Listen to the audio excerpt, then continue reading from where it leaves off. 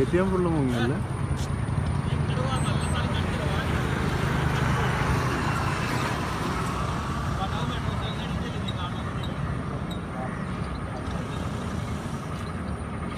ATM മുങ്ങി, 2 bus മുങ്ങി കിടക്കണം.